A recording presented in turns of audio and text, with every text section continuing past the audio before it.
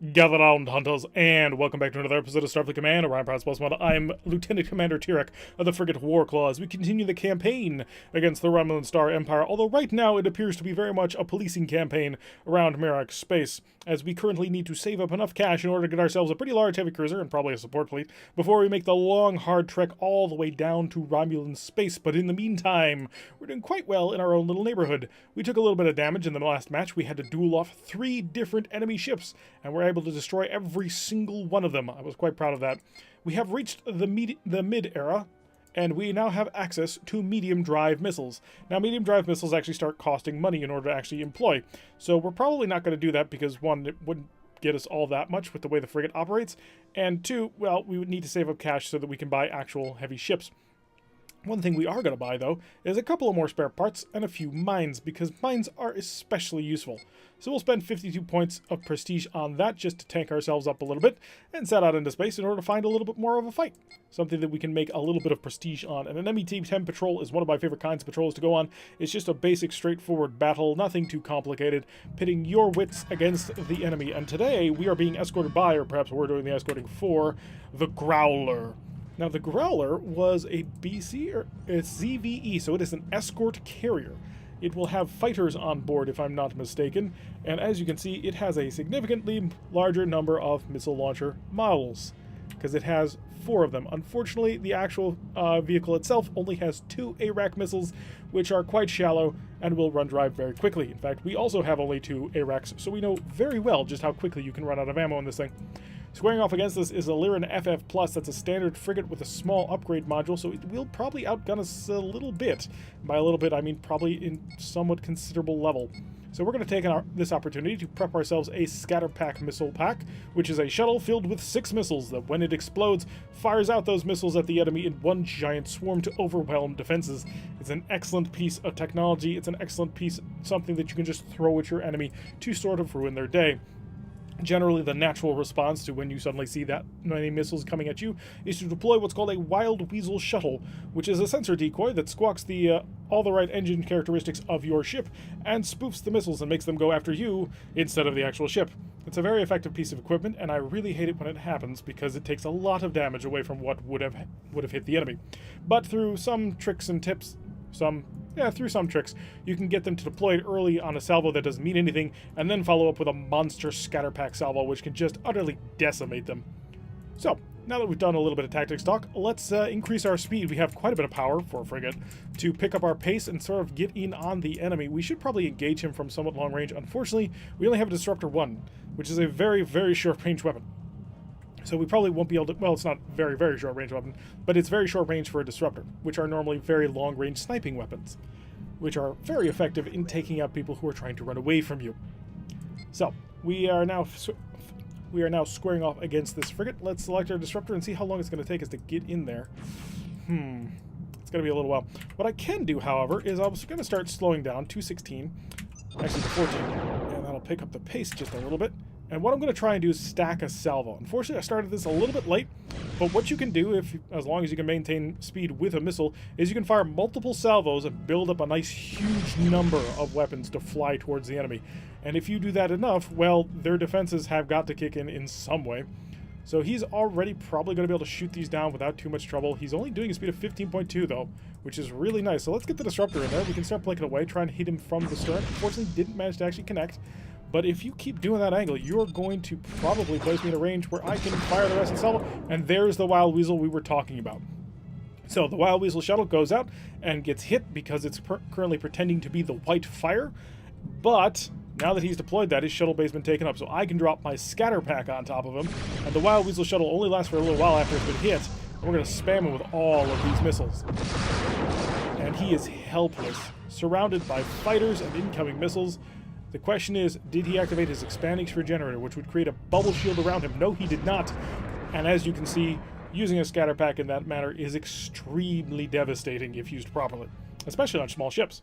It's basically our one-punch kill weapon. Now, he could have actually dealt with that had he used his expanding sphere generator, which would have created this powerful bubble shield around him, and probably shot down all the missiles. Unfortunately, he opted not to do that, and thus was destroyed. Now, we're saving up to about 1,600 because we want to be able to buy a drone cruiser. And in order to do that, well, we need a little bit more prestige. So a couple of more missions and we should be done. We'll restock on missiles as well as the shuttle because it's a very important part of our early tactics. And launch ourselves into... unfortunately, the MET-17 patrol mission is a little bit bugged right now. It tends to crash, mostly later on. You can sometimes get away with doing an MET-17 patrol kind of early, but once you start hitting about the mid to late era, it stops allowing you to actually complete a episode because it crashes your game. So we're going to avoid it. Unfortunately, we have to pop around a little bit to try and find something. Still there. We can't take that mission. That mission will ruin our day. And it's following us. We have the mission and it's chasing us down.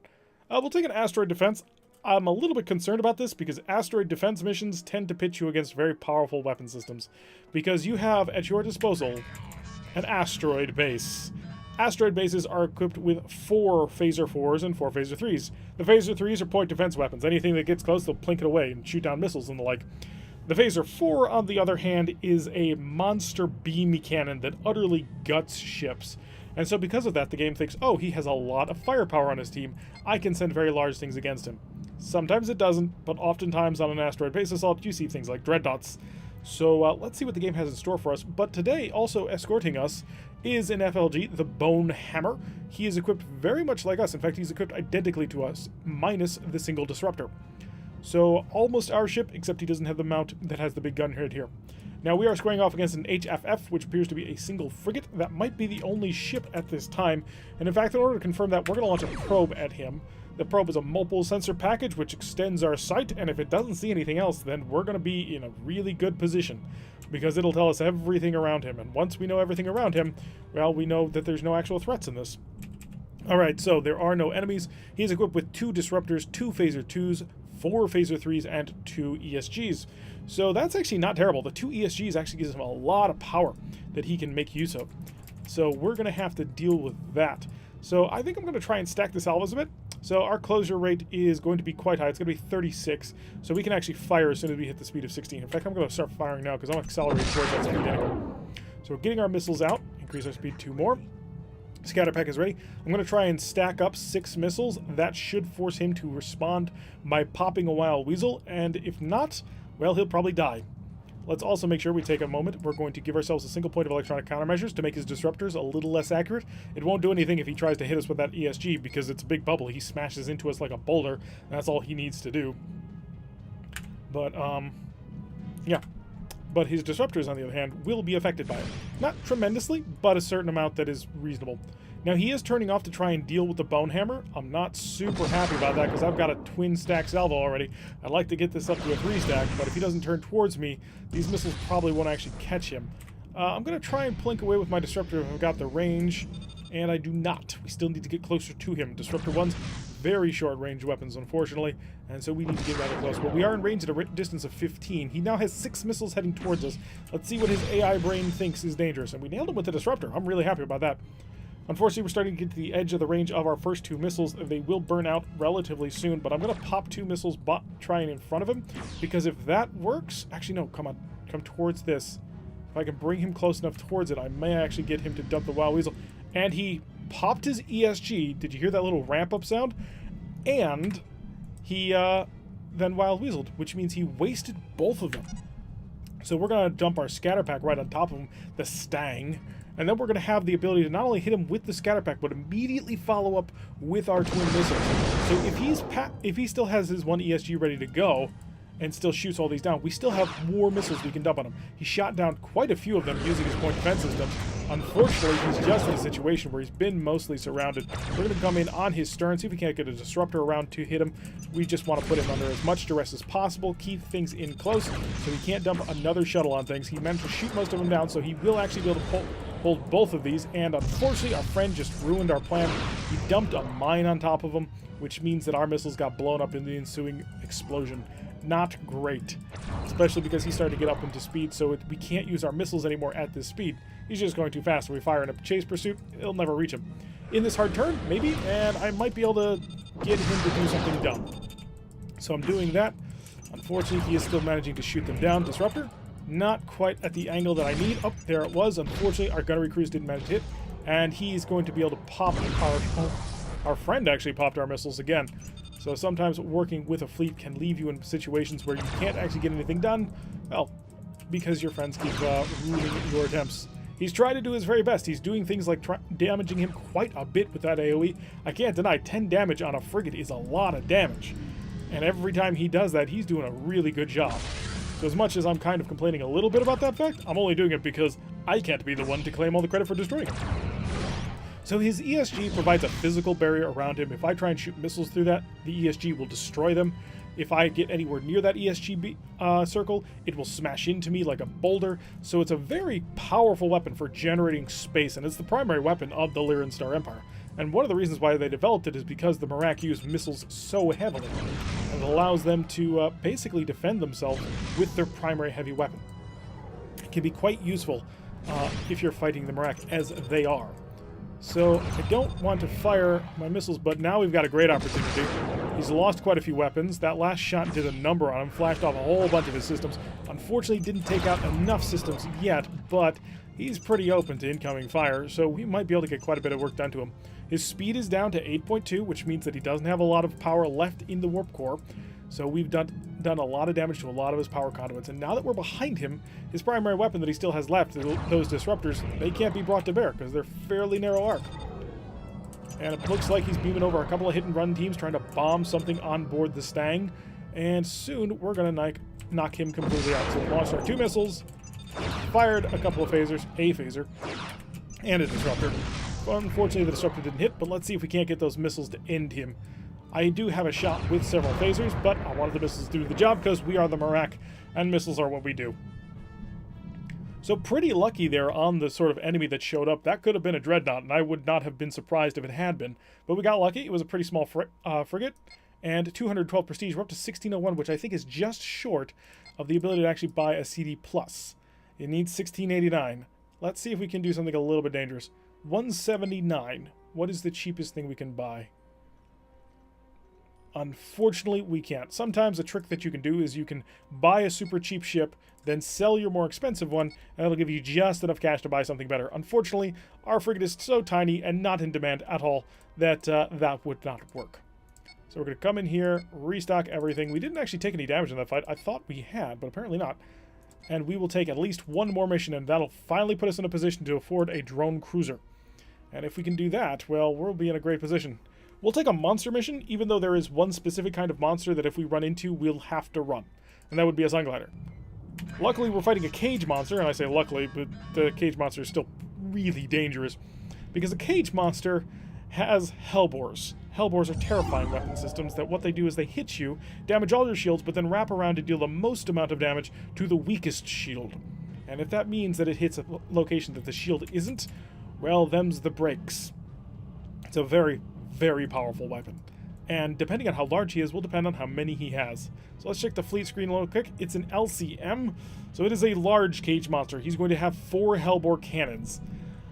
Oh god, we are in for a fight. So let's kick on the speed a little bit. We're also going to kick on the electronic countermeasures. We don't have to worry about his ECM because missiles don't care. They will guide to the target no matter what you do. And we'll kick on our shield reinforcement. We're going to go reinforce all, unfortunately, because that's all we can do. And we'll then shunt additional power into whatever we need to, but this is going to be a rough fight. So, we're going to hopefully be able to get a good salvo in on him. The one upside is he can't defend himself. He has no point defense weapons. He has no tractor beams, and he has no ability to drop mines. So any missile we fire at him, he's going to take, as long as he doesn't fly too fast for it, which is the other problem we're going to be facing. Our scatter pack is ready, and we're about to get within range. Well, not quite. With the closure rate of 26 at this point, we'll pull to 55 and we'll start engaging just to make sure. So 58, 57, 56, and 55. We'll conduct our bombardment now, launching our first 2 missiles and starting to head towards him. Now, he cannot drop mines and he cannot beam mines, so we don't have to worry about that. So we can stack our salvo quite heavily on him. He's only doing a speed of 13, which means our closure rate is 29. So we're actually going to be coming in pretty hard. I'll probably break off after the second missile salvo and just sort of try and lead into him. It's going to be critical that we do not get too close to him, lest he nail us with a lot of firepower. And incoming Hellbores, which all missed. Jeez, that was close. So that was a massed Hellbore volley, and that, if it had hit us, would be ruining our day. Luckily, I think that's all the Hellbores he actually has. So we actually could be in a really good position. If I can stack up one more set of missiles and then follow up with a scatter pack, that'll be 12 missiles onto him. That'll be 248 damage if I can get that to hit. Although monsters are... he had 3 hellbores on a single mount. Monsters are very sturdy, so that is something to keep in mind. He's only doing a speed of 13, though, so he can't actually outrun my missiles. So here's the point where I break off. We'll fire in from a different angle, and then drop the scatter pack as soon as they hit. Not as soon as these hit, but as soon as my next salvo of missiles hits, which we dump now. That'll pop right on into him. So as you can see, 84 damage from that first salvo. And as soon as that hits, I'm going to dump the scatter pack. Another 24. Scatter pack missile, please drop. Apparently the hotkeys not working, but that's okay. Oh, crap. I prepped a wild weasel. That's not good. That's very ungood. The wild weasel shuttle, which is very useful for negating missiles, is unfortunately not very useful for firing them. So we are in a bit of a bad situation now, because I'm not going to have the massive salvo of damage that I'm kind of going to need to destroy him. So we have to rely on a lot of luck at this point. So I'm going to fire disruptors, and I'm going to kick on our erratic maneuvers. So erratic maneuvers is a very powerful ability, and what it allows you to do is immediately begin to evade the enemy by throwing your ship all over the place, and that immediately gives you quite a bit of defense power into your defense shift, which means that it's very difficult to hit you. Unfortunately, it's very difficult to hit your enemy while you're maneuvering erratically, and you can't fire guided weapons like plasma torpedoes or missiles. So by doing that, we basically take away our only ability to fire back, but since we were between reloads, that was fine. I was expecting that incoming fire sometime very shortly. I didn't expect it quite that quickly, but when it went out, we were able to evade it because we had such a high defense shift, and he just wasn't able to hit us. So I'm going to try and get a little bit closer so I can use a little bit more weaponry. We have the 360-degree mount, but I'd like to get the disruptor and the other phaser on because I'd like to deal enough damage to kill him. Or at least destroy his weapon systems before he can do anything towards me. Now, one problem is we are now a little bit too close to fire missiles, so we're going to have to peak up the pace a bit, get some distance going on here, and then dump the missiles back into him. So let's get those missiles back out. There they go. And he's about to have his hellbore up, so we're going to go back into erratic maneuvers. We don't need to guide the missiles in, so they do have their own guidance packages, so he's probably going to have his hellbore ready to go before we are reloaded on our missiles. So I'm perfectly happy to just kind of sit here behind him and blink away with a phaser that probably won't hit. We're dealing quite a bit of damage to him, and there goes the hellbore, and it hit this time, and it hit quite badly. It managed to pretty badly stun one of our phaser 3s, completely cut through the rear phaser, which means that's not going to or the rear shield, which means we can't reinforce it. So hopefully we can deal enough damage to knock out his other 2 hellbores at this point. So it's a battle of attrition. Do we have enough missiles to kill him? We have 6 more. If we don't destroy him by that point, well, it's going to be up to our energy weapons, and unfortunately he's got a heck of a lot better energy than we do. So we're going to keep firing into him. We're actually going to slow down. We don't need to really maintain all that high speed anymore. It's not like we're running from plasma torpedoes or anything. We can... the only thing we do need to do is just stay slightly outside of his range so that we can continue to lob missiles into him. Get too close, can't shoot. So just like in Top Gun, he's too close for missiles, you must switch to guns. Luckily for us, though, we're dealing quite a bit of damage. He's down to a single hellbore. Come on, fire. Let's see if I can't get just a last salvo off before I break off and kick into erratic maneuvers. Erratic maneuvers? So we're now hoping to evade him with a pretty decent defense shift. He's high energy turning. Is he going to shoot his heavy weapons at us? It's not looking like it. I'm going to stay in erratic maneuvers. Oh, there it goes. And he did cut through once again, but he didn't hit my missile launchers, and that's the important bit. So I'm going to be able to dump my missiles onto him. We're also going to take this opportunity. We've lost 1 point of power and a phaser 3. The phaser 3 will be a very, not super vitally important, but it's an important piece, and we've killed his hellbore. Excellent. So we have knocked out his ability to resist us at all, which is very wonderful. Now we can just continue to do loops and blast into him, because he no longer can defend himself. Monsters, unlike ships, cannot make use of spare parts, and so cannot repair themselves. So once you manage to cause enough damage to destroy to destroy all their weapons, they are helpless before you. And that mission went off really well. The fact that we were able to defeat a large cage monster, I think, is a pretty big deal. I wonder if High Command will agree with us. High Command definitely agrees with us. They have 678 prestige. That puts us into 2274. Hello, shipyard. We have a lot of cash, and we're looking to burn it. So what's the most expensive thing on the menu? It's a CVL Plus which is a carrier, which would not be a terrible idea. The CVL Plus is a light carrier refit. It is equipped with an unknown some sort of upgrade from the normal light carrier. So the normal light carrier is packing 2 disruptors. It goes up to 4 disruptors, keeps the missile rack A's, and that's about it. So it has better shields and better disruptors. I kind of want something just a little bit more aggressive, something that will allow us to go after the enemy. And one of the things that comes to mind is a command cruiser. Command cruisers are generally pretty decent ships. Unfortunately, we are now in the medium era, so we're kind of looking for plus upgrades. Unfortunately, I'm not seeing a CD plus, which is kind of sad, because I'd love to pick up one of the CD pluses. That would give us quite a bit of additional firepower. We could really take it to the enemy. And, yeah, just not seeing it as of yet. I really do not want to go into the CVL. If we were getting into an actual CVA, just a full-on carrier, that I would jump at immediately. But the CVL Plus, unfortunately, has very shallow missile racks. It's only A's. A missile racks run out of ammunition very quickly. It means that your primary weapon are only 6 fighters, which is not a lot of fighters. So I'd rather stick around for something a little bit more aggressive. Even the CVS, which is a strike carrier, has more fighters than that. And apparently fleet tugs have even more. Let's just see what sort of other thing. Ooh, we're in the MERV era already. Local Defense Drone Bombardment Cruiser, LCDM, is equipped with a MERV missile rack, which can fire 1 missile, which turns into 6 missiles. So his salvo size is actually 10, which is pretty high. So I just want to get a quick see-through what's available. None of the tugs are what we'll be interested in. And it looks like the era just updated. Excellent. So a date went by. That's kind of one of the things I was a little bit stalling for, just to see if anything really interesting would come up, because the shipyard does track in real time. Unfortunately, not really. I don't want to just leave the episode on that. We do have a lot of cash, and we'd love to spend it. So let's pop off and pop back, and maybe the shipyard will have updated. So looking through real quick, something even better. Nope, it's just that CVL. It's staring us in the face. We do have a battlecruiser. Unfortunately, the battlecruiser does not really go along, well, Marak lines, in my opinion.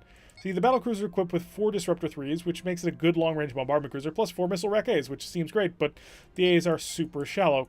If we compare that to the CC has 2 missile rack B's and 2 missile rack C's, so the C-Racks fire double speed, and the B-Racks have extra ammunition, which you can imagine is an excellent combination to a certain extent. You have a very high volume of fire for a short period of time.